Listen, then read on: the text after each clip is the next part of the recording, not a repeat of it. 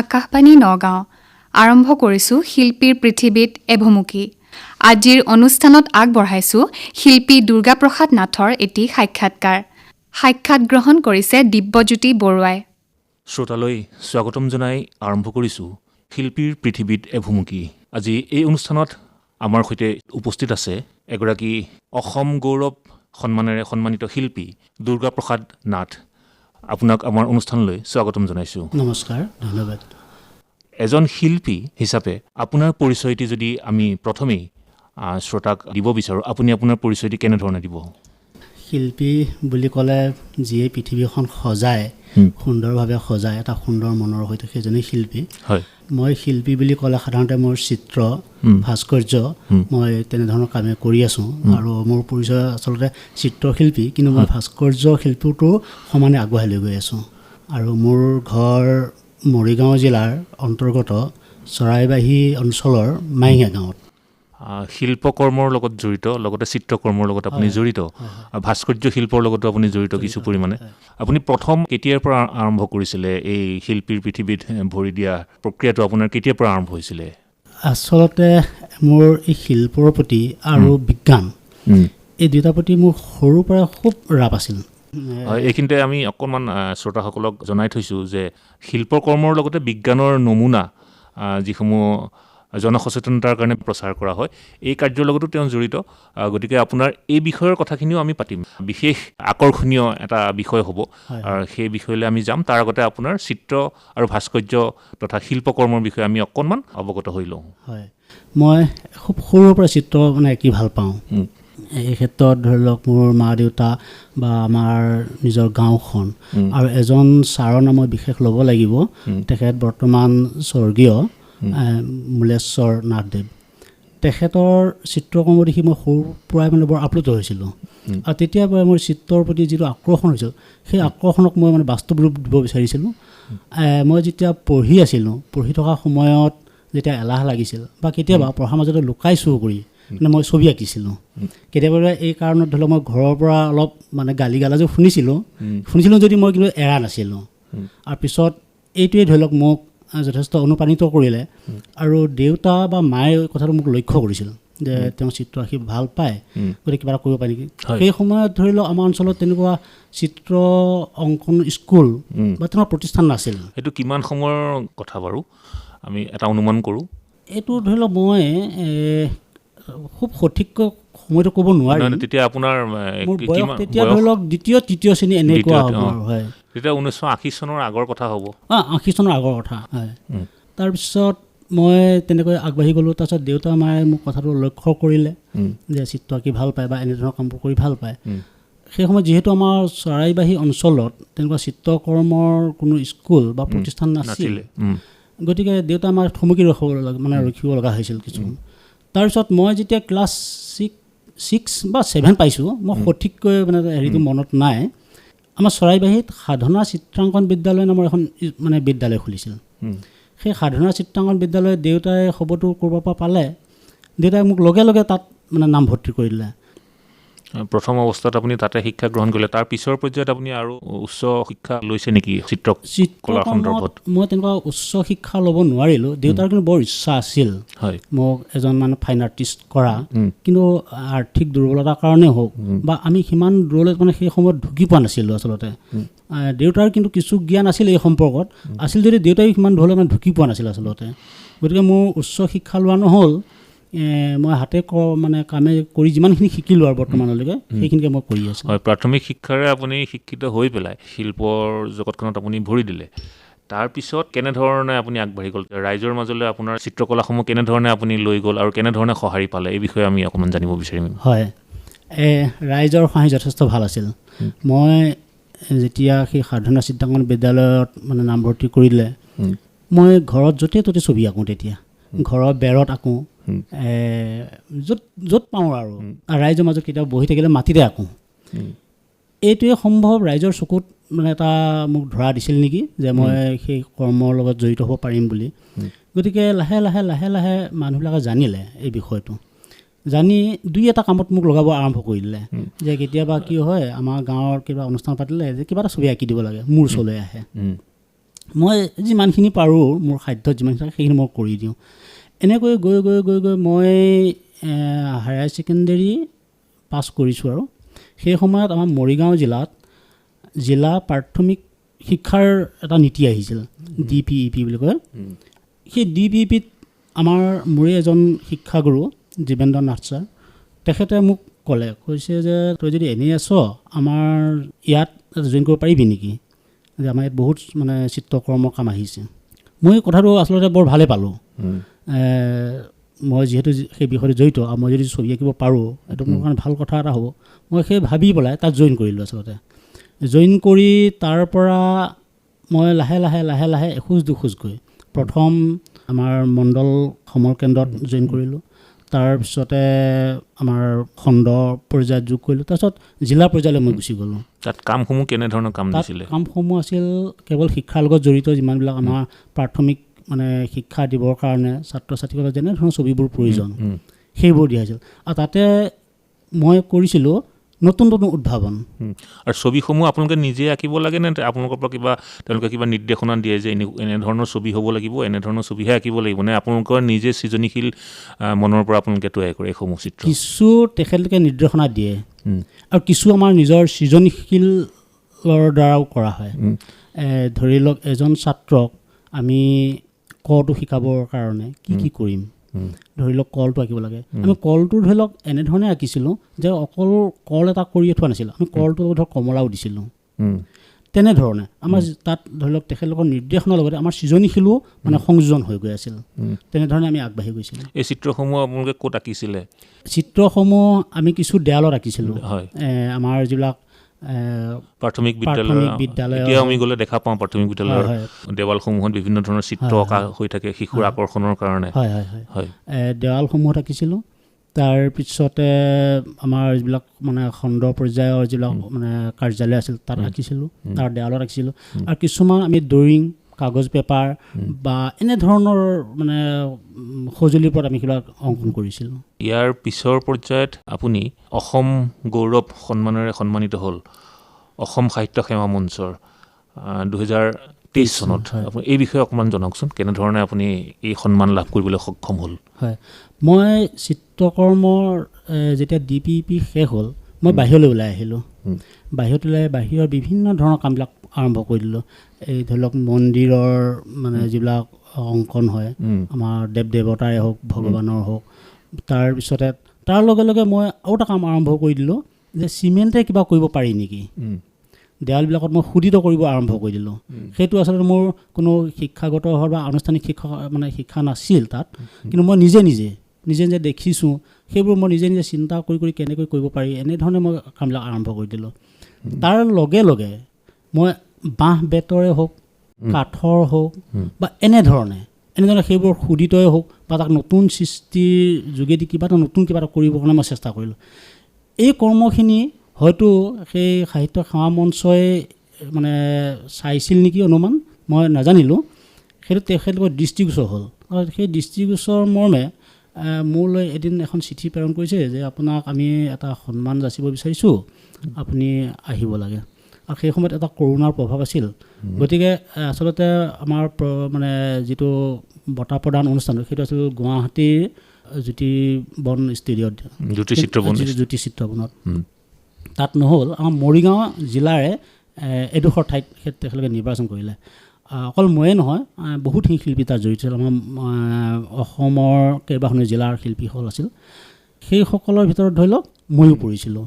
তেওঁলোকৰ দৃষ্টি পৰিছিল আৰু তেওঁলোকে মোক সেই সন্মানটো যাচিছিল। আপুনি যিসমূহ ভাস্কৰ্য সৃষ্টি কৰিছে সেইসমূহ আপুনি ব্যৱসায়িকভাৱে বিক্ৰীৰ ব্যৱস্থা কৰিছেনে বাৰু? হয়, ভাস্কৰ্যসমূহ সাধাৰণতে মোৰ যিমান ভাস্কৰ্য চলি আছে তাৰে সৰহ সংখ্যক আচলতে মানে মন্দিৰৰহে, ভগৱানৰ হওক বা কোনোবা দেৱ দেৱতাৰে হওক বা তেনেধৰণৰ ভাস্কৰ্য খুব বেছি হৈছে। আৰু বৰ্তমান মই এটা কাম কৰি আছোঁ, ৰহাৰ জোঙাল বলহু গড়ৰ যিবিলাক মানে চৌহদৰ যিবিলাক বেৰণ আছিল, পকা বেৰণ, সেই বেৰণবিলাক মই বৰ্তমান কাম কৰিয়ে আছোঁ। সেই গোটেইখিনি আচলতে মোৰ এটা মানে ব্যৱসায়িক ভিত্তি। বৃত্তি আৰু বৃত্তি হিচাপে সেইটো আপুনি বৃত্তি হিচাপে লৈছিলোঁ। গ্ৰহণ কৰিছে। মই এইটো কথা এইকাৰণে সুধিলোঁ যে অসমত এসময়ত আছিলে যে এই চিত্ৰশিল্প বা ভাস্কৰ্যৰ হয়, হয়। মানে পাৰিশ্ৰমিকৰ যিটো মূল্য হয়তো মূল্য অমূল্য এইসমূহ, কিন্তু তাৰ পাৰিশ্ৰমিক দিবলৈ আমাৰ সমাজত সেই ব্যৱস্থাটো নাছিলে। হয়, হয়। তেতিয়াৰ দিনত হয়তো মন্দিৰত আপুনি যদি অংকন কৰিছে আপুনি সেই এটা সেৱা হিচাপে আপুনি আগবঢ়াইছিলে বা তেনেকুৱা ধৰণৰ, কিন্তু তাৰ পিছৰ পৰ্যায়ত লাহে লাহে লাহে লাহে এটা সমাজত এটা জাগৰণ আহিছে বুলিয়ে ক'ব লাগিব যে চিত্ৰশিল্পীসকলকো তেখেতসকলক এটা পাৰিশ্ৰমিক দিয়াৰ এটা ব্যৱস্থা লাহে লাহে লাহে লাহে আমাৰ সমাজত গা কৰি উঠিছে। এইটো এটা শুভ লক্ষণ। আৰু জনাওকচোন আপুনি আৰু কেনেধৰণৰ আপুনি শিল্প অংকন কৰিছে বাৰু, সৃষ্টি কৰিছে? বাঁহ বেতৰ সম্পৰ্কে কওকচোন এবাৰ, বাঁহ বেতৰ যিখিনি আপুনি সৃষ্টি কৰিছে। হয়, হয়। এদিন আমাৰ পৰা ঠিক 6-7 কিলোমিটাৰমান দূৰ হ'ব বাৰবুজীয়া অঞ্চল। সেই বাৰবুজীয়াই এজন বিশিষ্ট শিল্পী, তেখেত আজি স্বৰ্গগামী হোৱা 15 দিনমান হৈছে, গোপেশ্বৰ শইকীয়া ডাঙৰীয়া। তেখেতৰ সেই বাঁহ বেতৰ মই প্ৰথম শিল্পকৰ্ম দেখিছিলোঁ মৰিগাঁৱত যি অসম সাহিত্য সভা হৈছিল, সেই সাহিত্য সভাত তেখেতে প্ৰদৰ্শন কৰিছিল। মই তেখেতৰ সেই শিল্পকৰ্ম চাই বৰ আপ্লুত হৈছিলোঁ যে ইমান সুন্দৰকৈ বনাইছে, ইমান মিহি আৰু দেখিবলৈ ইমান আকৰ্ষণীয় হৈছে। মই চিন্তা কৰিছিলোঁ তেখেতৰ ওচৰত চাপিব পাৰিম নেকি। তেতিয়া মোৰ সেইটো নহ'ল আচলতে তেখেতৰ লগ পোৱা। কিন্তু ভাগ্যক্ৰমে জৰাবাৰী, বাৰবুজীয়াৰ ওচৰৰে এটা অঞ্চল জৰাবাৰীত, তাত এটা খাদী গ্ৰাম উদ্যোগ আছিল, এটা বেচৰকাৰী প্ৰতিষ্ঠান। তেওঁলোকে এটা বাঁহ বেতৰ প্ৰশিক্ষণ আৰম্ভ কৰিছিল, মোকো মাতিছিল। মোৰ দেউতা তাত মানে কৰ্মৰত আছিল, দেউতাৰ যোগেদি মই সেইখিনি সুবিধা পাইছিলোঁ। তাত যাওঁতে মই সেই মানে শ্ৰদ্ধাৰ সেই গোপেশ্বৰ ডাঙৰীয়াক মই লগ পালোঁ। গোপেশ্বৰ ডাঙৰীয়াক লগ পাইতো মোৰো মনত পৰিছে যে এই ব্যক্তিজনক মই অসম সাহিত্য সভাত লগ পাইছিলোঁ, তেখেতে ইমান ধুনীয়া সুন্দৰ। তাৰপিছত মই তেখেতৰ লগত কিছু কথা পাতিলোঁ, পাতি মই লগে লগে সেইদিনাখনে তেখেতৰ ঘৰলৈ গ'লোঁ। ঘৰলৈ ঘৰত গৈ তেখেতৰ যিবিলাক শিল্পকৰ্ম দেখিতো মই বৰ আচৰিত হৈছোঁ আৰু আপ্লুতও হৈছোঁ। তাত তেখেতৰ লগত মই কিছু কথা বতৰা পাতিলোঁ। পতাৰ পিছত মই তাত এটা প্ৰশিক্ষণ ল'বৰ কাৰণে এটা সুবিধা পালোঁ, মানে জৰাবাৰী যি খাদী গ্ৰাম উদ্যোগ আছিল, সেই গ্ৰাম উদ্যোগত প্ৰশিক্ষণটো ল'লোঁ। তেখেতৰ তলতেই গোপেশ্বৰ শইকীয়াৰ ডাঙৰীয়াৰ তলতে প্ৰশিক্ষণটো ল'লোঁ। লৈ মই যথেষ্টখিনি জ্ঞান লাভ কৰিলোঁ বাঁহ বেতৰ ওপৰত। কাৰিকৰী যিখিনি কৌশল, কাৰিকৰী কৌশল বা তাত সৌন্দৰ্য বৰ্ধনৰ কাৰণে যিমানখিনি কৰিব লাগে বা বাঁহখিনি ধৰি লওক নিৰোগী কৰি ৰখাবৰ কাৰণে যাতে পোকে নাখায় বা আন ধৰণে অনিষ্ট কৰিব নোৱাৰে, সেই গোটেইখিনি জ্ঞান মই তেখেতৰ পৰা লাভ কৰিলোঁ। তাৰপিছত লাভ কৰি মই ঘৰতে নিজাকৈ এটা সৰু ইণ্ডাষ্ট্ৰী মানে তৈয়াৰ কৰিলোঁ। মোৰ নিজাকৈ মই নিজেই তাত মানে কাম কৰোঁ আৰু নিজেই গোটেইখিনি মানে হেৰি কৰিলোঁ। লৈ যথেষ্টখিনি বস্তু মই উৎপাদন কৰিলোঁ। নতুন নতুন চিন্তাৰে নতুন নতুন চিন্তা সংযোজন কৰিছোঁ, নতুন নতুনকৈ তাত মানে নক্সা দিছোঁ। দি পেলাই সেই বস্তুখিনি মই ক'ত দেখুৱাম। এনেকৈ থাকোঁতে আমাৰ চৰাইবাহীয়ে আপোনালোকৰ সকলোৱে বিদিত যে চৰাইবাহীত কমিটি ভাওনা হয় প্ৰতি 3 বছৰৰ মূৰে মূৰে। আৰু এই বছৰ মই এইখিনিতে আপোনালোকক জনাই থৈ দিওঁ যে এই বছৰো নৱেম্বৰৰ 5 তাৰিখে চৰাইবাহীত কমিটি ভাওনা আৰম্ভ হ'ব। আৰু মই আপোনালোকৰ তৰফৰ পৰাই গোটেই অসমবাসীলৈ মই নিমন্ত্ৰণৰ সঁহাৰিও আগবঢ়ালোঁ।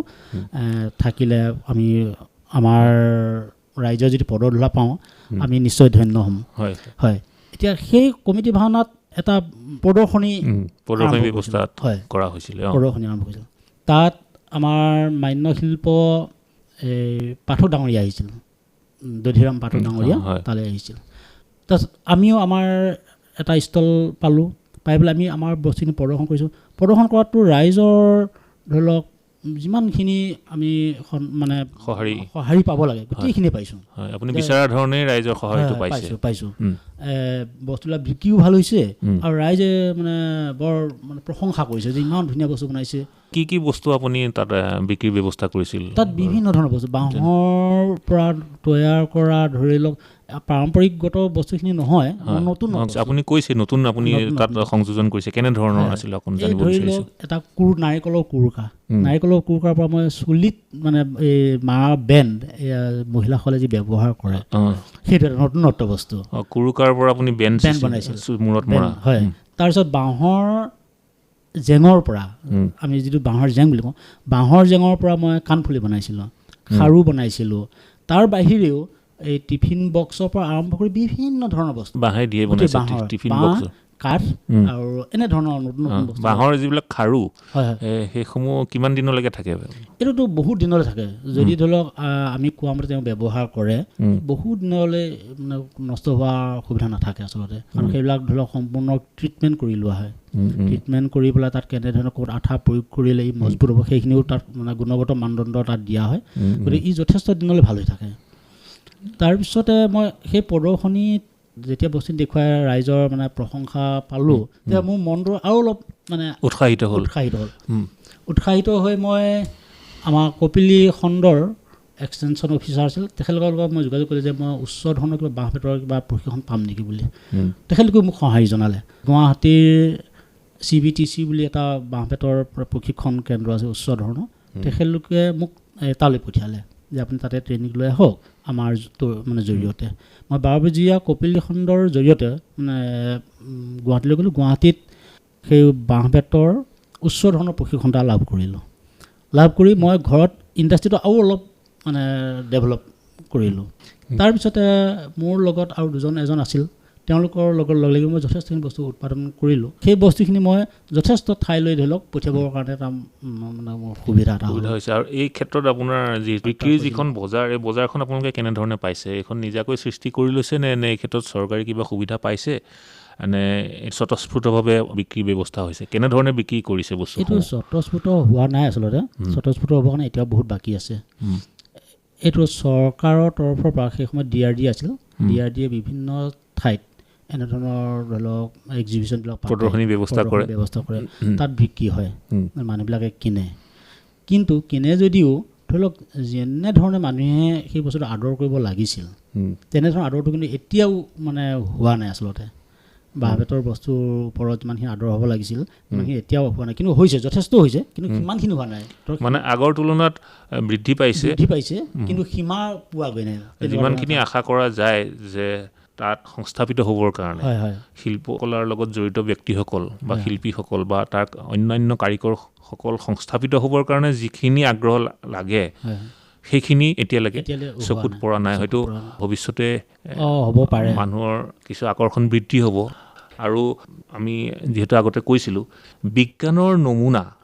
সৃষ্টিৰ লগতো আপুনি জড়িত হ'ল পিছৰ পৰ্যায়ত জনসচেতনতামূলক এই অভিযানৰ লগত আপুনি কেনেধৰণে কাম কৰি আছে এতিয়া হয় মই এই প্ৰথমতে কৈছিলোঁ মই চিত্ৰশিল্প বিজ্ঞান এই দুইটা প্ৰতি সৰুৰ পৰাই বৰ মানে এটা ধাউতি আছিল বিজ্ঞানৰ কিছুমান বস্তু মই যেতিয়া ধৰি লওক 5-6ত পঢ়ি আছিলোঁ এই বিজ্ঞানৰ কিছুমান বস্তু বনাবৰ খুব ইচ্ছা যায় মই হায়াৰ ছেকেণ্ডেৰীত পঢ়ি থকাৰ সময়ত অসম শিশু বিজ্ঞান সমাৰোহ হয় সেই অসম শিশু বিজ্ঞান সমাৰোহ আমাৰ মৰিগাঁও হায়াৰ ছেকেণ্ডেৰীত হৈছিল সেই বছৰ মই কিবা কৰি খবৰটো পালোঁ যে তাত প্ৰদৰ্শনী এটা হ'ব ডাঙৰ প্ৰদৰ্শনী এটা হ'ব বিজ্ঞানৰ মই চিন্তা কৰিলোঁ যে কি কৰিম কৰিব লাগিলে ভাল লাগিব তেতিয়ালৈ সম্ভৱ মই জনাত আমাৰ চৰাইবাহীত তেনেকুৱা নাছিল চৰাইবাহীত তেনেকুৱা কোনোবাই যদি কৰিছিলোঁ হয়তো প্ৰকাশৰ অভাৱ আছিল বা কৰা নাছিল তেনেকুৱা কিবা আছিল তাৰপিছত মই খবৰটো পাই মই ঘৰতে কিছুমান লাইট কিনি ল'লোঁ ৱায়াৰ কিনি ল'লোঁ গিলাচ এখন কিনি ল'লোঁ এনেকৈ মানে কম্পিউটাৰ এটা বনালোঁ সেই সময়ত কিন্তু মই কম্পিউটাৰ শব্দটো কিতাপত পাইছিলোঁ যে কম্পিউটাৰ এটা কি কাম কৰিব পাৰে সেই লাইট ৱায়াৰ কাঠৰে বনোৱা কিছুমান ছুইচ তাৰপিছতে গ্লাছ এনেকৈ মিলাই এটা কম্পিউটাৰ সৃষ্টি কৰিলোঁ সেই কম্পিউটাৰটোত 3টা কাম কৰিব পাৰে এটা হ'ল খেল খেলিব পাৰে এবিধ খেল আছে সেই খেল খেলিব পাৰে দ্বিতীয়টো হ'ল গণনা কৰিব পাৰে ধৰক 1ৰ পৰা 10লৈকে গণনা কৰিব পাৰে এইটো লাইটেৰে হ'ব লাইটেৰে তৃতীয়টো হ'ল কম্পিউটাৰটোত সৌৰজগতখন চাব পাৰে তাত সৌৰজগতৰ ছবিবোৰ তাত সোমোৱাই থৈ দিছোঁ আগতীয়াকৈ আপুনি যদি বিচাৰে তো তাত চুইচটো টিপিলে সৌৰজগতখন ওলাই আহে এই নমুনাটো আপুনি আছেনে বাৰু এতিয়া নমুনাটো নাই কিন্তু সেই নমুনাটোৱে 3বাৰ স্থান পাব মানে হেৰি হৈছে 3বাৰ স্থান পাইছে হেৰিত প্ৰতিযোগিতাত হয় তাৰপিছত শিশুসকলৰ বাবে এইটো নমুনাটো খুব সুন্দৰ হ'ব এটা সৰু কম্পিউটাৰ হয় প্ৰথম পৰ্যায়ত কম্পিউটাৰ শিকাৰ কাৰণে হয় এতিয়াতো কম্পিউটাৰ মানে একেবাৰে চাৰিও চাইডে এভেইলেবল সেই সময়ত আমি কম্পিউটাৰ কিতাপতহে পাইছিলোঁ যে কম্পিউটাৰ নামৰ এটা যন্ত্ৰ আছে এনেকুৱা কাম কৰিব পাৰে তো সেইটোকে মই লৈ গ'লোঁ মৰিগাঁৱত লৈ গ'লোঁ আৰু মোৰ সেই সময়ত ধৰক তেনেকুৱা প্ৰদৰ্শনী কিবা কৰা মোৰ কোনো অভিজ্ঞতা নাছিল মই জনা নাছিলোঁ যে সেই বিষয়টোৱে সেই সময়ত প্ৰথম স্থান পাব প্ৰতিযোগিতাত। তেতিয়া 1997-98 চনমান হ'ব। তাৰপিছত পালোঁ, তাৰপিছত মই আৰু অলপ প্ৰেৰণা পালোঁ তাৰ পৰা।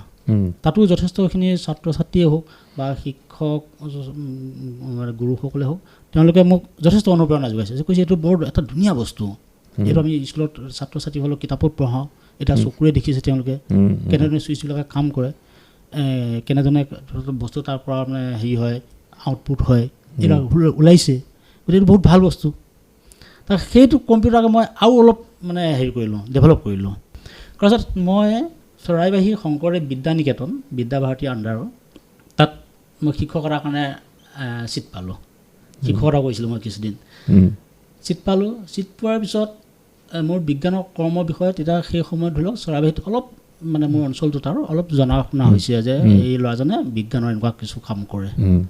তাৰপিছতে তেওঁলোকৰ বিদ্যাভাৰতীয়ে গুৱাহাটীৰ বিষ্ণুপথত থকা এটা অনুষ্ঠানে বিজ্ঞানৰ কিছু প্ৰতিযোগিতা মানে নমুনা প্ৰতিযোগিতা পাতিছে, তাত আমাৰ বিদ্যালয়খনলৈকে নিমন্ত্ৰণ দিলে। মোক প্ৰধান শিক্ষকে ক'লে যে তুমি কিবা এটা কৰা, আৰু সেইবাৰ প্ৰথম আমাৰ চৰাইবাহী মানে তাত যোগদান কৰা প্ৰথম। তাত মই সেই কম্পিউটাৰটোকে আৰু অলপ ডেভেলপ কৰিলোঁ। আগতে পিকচাৰবিলাক তাত যিবিলাক ওলায় সেইবিলাক অলপ অনুজ্জ্বল আছিল, তাকে মই যিমান পাৰিলোঁ চেষ্টা কৰি কৰি কৰি কৰি কেইজনমান ছাত্ৰৰ লগত লৈ অলপ উজ্জ্বল কৰি দিলোঁ, কৰি সেইটো লৈ গ'লোঁ। তাতো মই প্ৰথম স্থান পালোঁ। এনেকৈ ধৰি লওক সেই কম্পিউটাৰটোৱে 3বাৰকৈ ধৰি লওক স্থান পাবৰ কাৰণে সক্ষম হৈছিল। 3বাৰ প্ৰতিযোগিতাত স্থান পাইছে আপুনি। তাৰপিছত এনেকৈ মই বিজ্ঞানৰ প্ৰতি আগ্ৰহী গ'লোঁ। আগুৱাই গৈ 2019 চনমানত মই আচলতে তাৰ বহুত আগতেই সেই কামটো আৰম্ভ কৰিছিলোঁ, এখন চকী নিৰ্মাণ কৰিছিলোঁ। চকীখন এজন পেৰালাইচিছ মানুহক বহাই পেলাই ব্যায়াম কৰিব পাৰে। সেইটো মোৰ চিন্তা আৰম্ভ হৈছিল। মোৰ এগৰাকী পেহী, তেওঁ পেৰালাইচিছ হৈছিল, ঘৰৰ ভিতৰতে শুই থাকে, ঘৰৰ ভিতৰতে গোটেই কামখিনি কৰিব লাগে, তেওঁ নিত্য নৈমিত্তিক যিমানখিনি কাম হয় কৰে। মই এদিন গ'লোঁ, গৈ তেওঁৰ অৱস্থাটো দেখিটো মোৰ খুব বেয়া লাগিছে। তো মই চিন্তা কৰিলোঁ কিবা কৰিব পাৰোঁ নেকি। তাৰপিছতে চাইকেলৰ চকা দুটা পৰি আছিল মোৰ ঘৰতে, সেইকেইটাকে আনি কাঠৰে এখন চকী তৈয়াৰ কৰিলোঁ, হুইল চেয়াৰৰ দৰে। কিন্তু মই তাত চিন্তা কৰিলোঁ যে অকল কাঠৰ চকী কিন্তু এনেও পায়, এখন হুইল চেয়াৰ কিনিব পাৰে সাধাৰণতে। গতিকে হুইল চেয়াৰখনতে মই যদি সেই মানুহগৰাকীক অলপ হাত ভৰিবিলাক লৰচৰ কিবা কৰিব পৰা ব্যৱস্থা কৰোঁ, এইটো এটা ভাল কথা হ'ব। তাতে মই কেইডালমান লিভাৰ লগাই পেলাই এটা চকাৰ লগত সংযোজন কৰি হাত ভৰিবিলাক লৰচৰ কৰিব পৰা কৰি দিলোঁ। সেই চকীখন কাঠৰ যিহেতু আছিল, গতিকে কিছুদিনৰ পিছত চকীখন বেয়া হৈ গ'ল আৰু সেই পেহীও এক্সপায়াৰ হ'ল। আপুনি পেহীক সেই চকীখন দিছিলে? দিছিলোঁ। মই পৰীক্ষা কৰিবৰ কাৰণে দিছিলোঁ আচলতে, যে তেখেতক চকীখন বহাই পেলাই কিবা উন্নতি হয় নেকি, মই চাইছিলোঁ আচলতে। তাৰপিছত উন্নতি তেনেকৈ নহ'ল, কিন্তু কথাটো হ'ল সেই চকীখনৰ পৰা যে কিবা এটা উপকাৰ হ'ব মই এটা অনুমান কৰিব পাৰিছিলোঁ। তাৰপিছত সেই চকীখন থাকিল তেনেকৈ। তাৰপিছত মই চিন্তা কৰিলোঁ যে কাঠৰে বনাইছিলে বাৰে বাৰে বেয়া হ'ব, এখন লোহাৰে বনাওঁ। মই এজন ৱেল্ডাৰ ওচৰত আহিলোঁ, ৱেল্ডাৰক গোটেই কথাখিনি ক'লোঁ আৰু তেখেতক নমুনাটো দেখুৱালোঁ যে আপুনি এইখন মোক লোহাৰে বনাই দিব পাৰে নেকি। তেখেতক ক'লে পাৰিম। তাৰপিছত তেখেতক মই গোটেই আইডিয়াটো দিলোঁ, আইডিয়াত তেওঁ কৰিলে। কৰাৰ পিছত সেই চকীখন মই কাৰ্বি আংলঙত লৈ গ'লোঁ। কাৰ্বি আংলঙত মই কিছুদিন শিক্ষকতা কৰিছিলোঁ, এই মানে প্ৰাইভেট স্কুল এখনত। তো কাৰ্বি আংলঙত শিক্ষকতা কৰি সেই চকীখন মানে মই তাত এটা প্ৰতিযোগিতা হৈছিল। সেই প্ৰতিযোগিতাত আমাৰ বিদ্যালয়, মই যিখন বিদ্যালয়ত কাম কৰিছিলোঁ, সেই বিদ্যালয়খনৰ ছাত্ৰ ছাত্ৰীসকলক লৈ পেলাই মই লৈ গৈছিলোঁ আৰু মোৰ চকীখনো লৈ গৈছিলোঁ। সেই চকীখনে এটা সময়ত মানে এষ্টেকৰ চকুত পৰিল।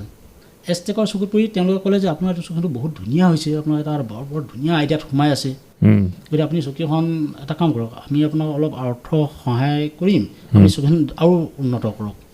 মই তেখেতলোকৰ অৰ্থ সহায় লৈ চকীখন বহুতখিনি উন্নত কৰিলোঁ আৰু এতিয়া সেই চকীখন এষ্টেকতে আছে। তাৰপিছত এতিয়া শেহতীয়াকৈ আৰু দুটামান মই কৰি আছোঁ তেনেকুৱা মানে উদ্ভাৱন। তাৰে এটা আজি যোৱা 5 মাহমান হৈছে তাত প্ৰদৰ্শন কৰি আহিছোঁ। সেইটো হ'ল লেট্ৰিনৰ টেংক মানে ক্লিনাৰ। এই চুইপাৰবিলাকতো হাতেৰে তেনেকুৱা দেখা পোৱা যায়, এইটো এটা আমাৰ কাৰণে ধৰি লওক বৰ হেৰি লগা কথা। গতিকে মই চিন্তা কৰিলোঁ যে তেওঁলোকে হাতেৰে নৰলাকৈ কিবা কৰিব পাৰে নেকি। তাৰপিছত মই এটা পাম্প উদ্ভাৱন কৰিলোঁ, যিটো পাম্প তেওঁলোকে হাতেৰে লাৰিব নালাগে, পাম্পটো বহাই দিব আৰু এটা পাইপ টেংকৰ ভিতৰত সোমাই দি তাৰপিছত ওপৰত যদি হেণ্ডেলিং কৰি থাকে সেই মহিলাবিলাক ভিতৰলৈ পাম্পটোৰ ভিতৰলৈ সোমাই আহিব আৰু এখন দুৱাৰেদি বাহিৰলৈ ওলাই যাব।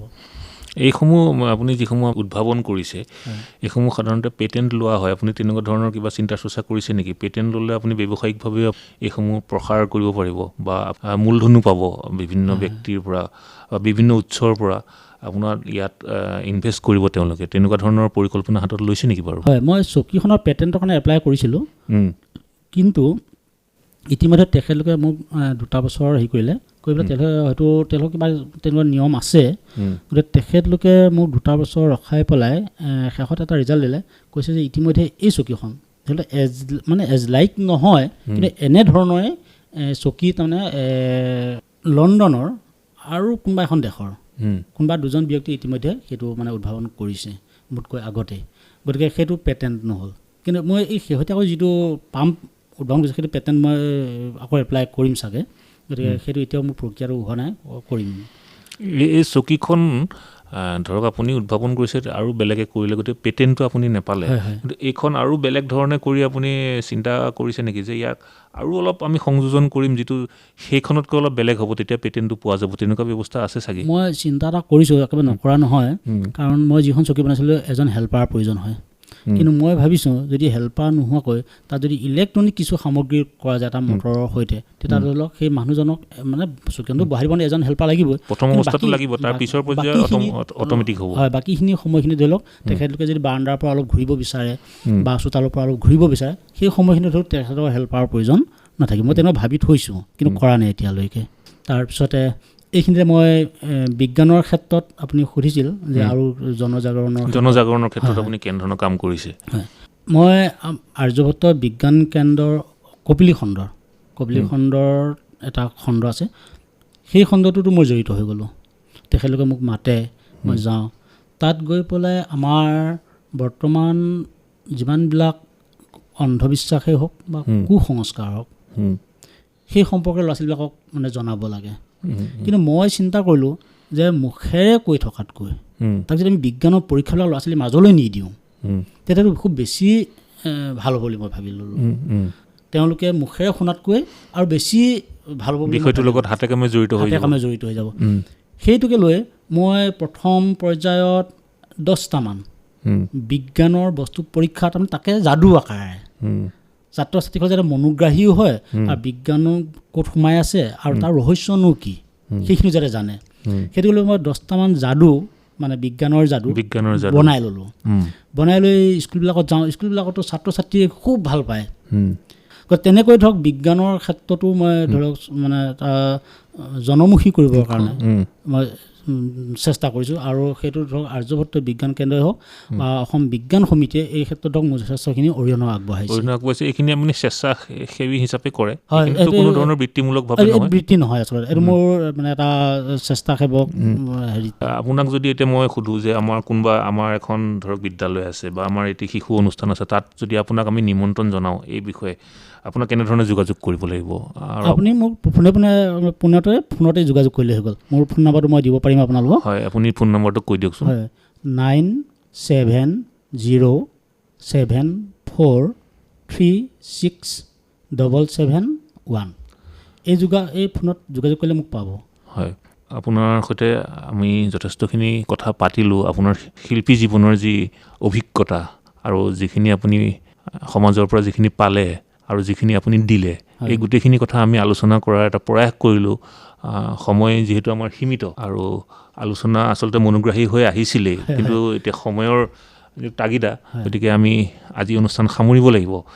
আৰু আপুনি ব্যস্ততাৰ মাজত আমাক সময় দিলে, গতিকে তাৰ বাবে আমি আকাশবাণীৰ হৈ আপোনাক ধন্যবাদ জ্ঞাপন কৰিছোঁ, কুশল মংগল কামনা কৰিছোঁ, আৰু পুনৰ লগ পোৱাৰ প্ৰতিশ্ৰুতিৰে আজি আপোনাৰ পৰা বিদায় লৈছোঁ। ধন্যবাদ। শ্ৰোতাসকল, ইমান পৰে শিল্পীৰ পৃথিৱীত এভুমুকি এই অনুষ্ঠানত আমি লগ পালোঁ শিল্পী দুৰ্গাপ্ৰসাদ নাথক।